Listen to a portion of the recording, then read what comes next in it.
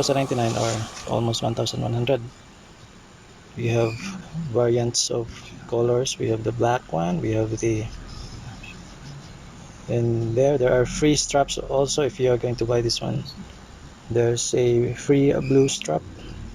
I chose this one because this is just around, this is the cheapest watch, which is just 1,099, and the free strap is the white one. I already bought this one. It's already in my, I already ordered this. The brand is Xiaomi Mi Band 4. Function, we have sleep monitor, clock display, heart rate tracking, text messages, GPS, speedometer, touch screen, tempered glass, heart rate tracking, water resistant, and material type is silicon. Local supplier warranty 3 months. This is now on sale at 63% off. So from 2,999 pesos, now this is only just at around 1,000 pesos and 1,099 pesos. So look at that. And in this, so this flash sale ends in 2 hours and 52 seconds. So there are already 77 sold. So I hope you guys were able to catch this sale from Huawei, the Xiaomi, no, not the Huawei, sorry about that, the Xiaomi Mi Band 4 smartwatch bracelet, the heart rate monitor, Bluetooth 5.0, water resistant fitness tracker. So this looks good, guys, and as soon as this arrives, I'm gonna do an unboxing. I'm gonna do a review, full review of this smartwatch.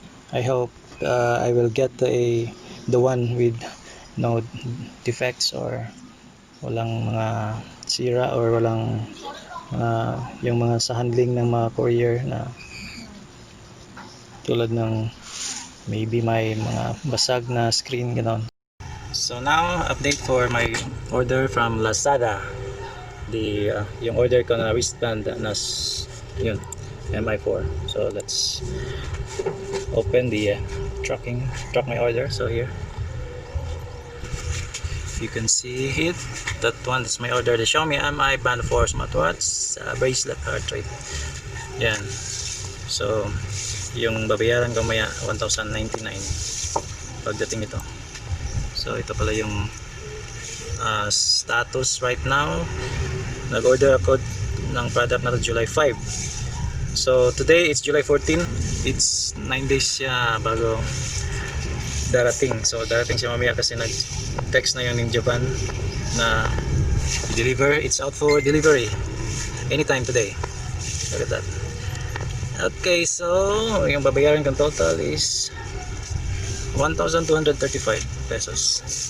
So again, that's the Xiaomi Mi Band 4 smartwatch bracelet heart rate monitor, Bluetooth 5.0, water resistant, wow, fitness tracker.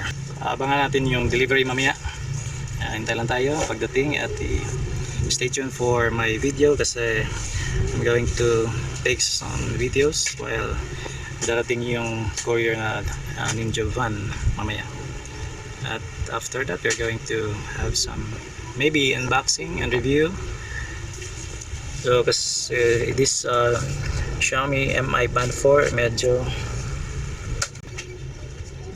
nag-sale ito, kaya bumili ako at maganda naman yung siguro yung quality because it's a Xiaomi. Yan, napansin ko dami ding bumibili nito online, Lazada, sa Shopee, pero binili ko siya sa Lazada. Yung original price niya is 2,999 but it was on sale and yung nabayaran ko na lang is 1,035. So abangan natin mamaya yung pagdating nito. Tumawag na yung courier na Ninja van na mag-deliver sa akin ng yung order ko sa Lazada na wristband Mi4. So hintayin natin na darating yun. Hintayin ko dito sa labas kasi malapit na daw siya. And we will see at the video ko while i-receive ko yung item. So hintayin na natin. So dito na.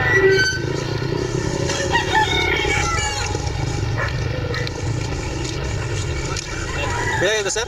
1,235. Picture ako sir, bill ka sir. May email ka? Saan ka makaisip?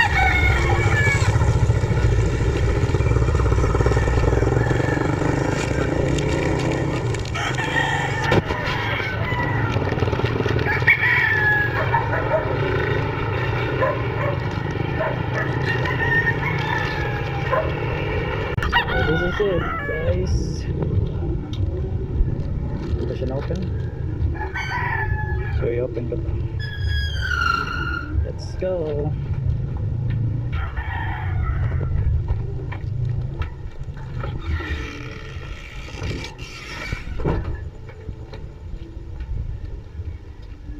Yan, so I'm going to open this one. This is the Lazada. So, hindi pa siya, nakasil pa siya. Kasi kagagaling ko lang doon sa labas na kinuha ko. Okay, hirap mag-open. Oh, kuha tayo na scissors. Okay, we're ready. Scissors, we have scissors.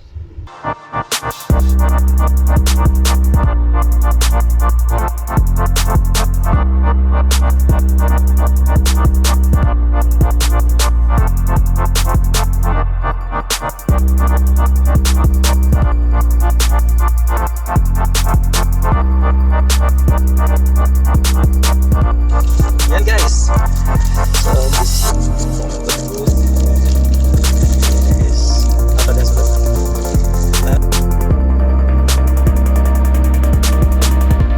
This place cut me, there's no cut. Di ba siya, wala ba siya guba? Oops, look at that.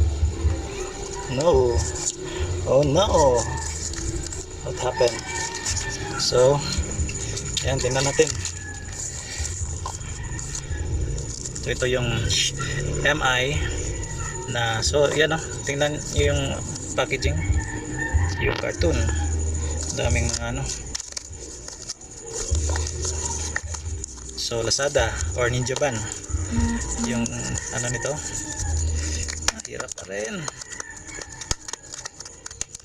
hirap pa rin buksan. I need more help there. Oh. Ay, cut na. Pero kita ba kung nabay damage or nabay dents. Namitig ko po. Ay, bra. Ay, wait. Wow. So, guys. So, diretso na to. This is unboxing na to.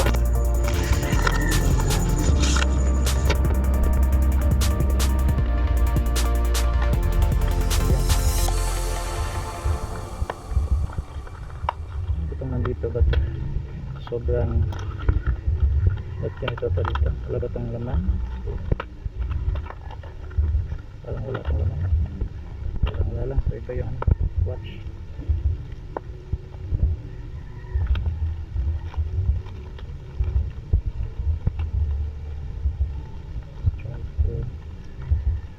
So labas natin to.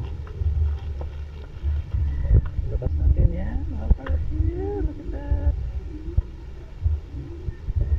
So wala bang ano? So how to turn this one on? I really don't know. Paano? Oh, so ingay ng mga manok. So hindi ko na figure out guys kung paano ito i-turn on. Hindi ko na paghandaan. Kung talagang mahirap pala itong, akala ko it's the same yung sa aking Huawei na wristband. Talagang hindi ko na paghandaan kung paano ito i-turn on. Siguro low battery ito, pero okay naman siya yung kanyang screen, hindi siya basag. And silicone, maganda yung kanyang straps. I have the black one. So I hope I can turn this one on. I can figure this out. Maybe I can do that in my next video. Try ko yung long press. Wala, hindi siya mag-on. I hope hindi siya sira guys. I hope someone can help me. I don't know. Wala ka rin hindi kung magkita ng mga instruction booklet. Ito pala, meron siyang ano dito. Ito yung charger niya. Siguro. Ayan. So, is that charger here? USB na charger. Siguro, i-try ko itong i-charge. Gagawan ko to ng review sa aking next video. Kasi kailangan ko pang i-figure out talaga ito. Maybe i-charge ko muna to. Baka charger yan, charger. Again, yung kanyang ano, yung cartoon. Yan, lumping, ano ba sa Tagalog? Lumping ba yan? In Bisaya. So that's a bad thing. So thank you guys for watching this video. I hope you like it. Please subscribe to my channel if you haven't yet. Talk to you soon. See you around guys. Thank you.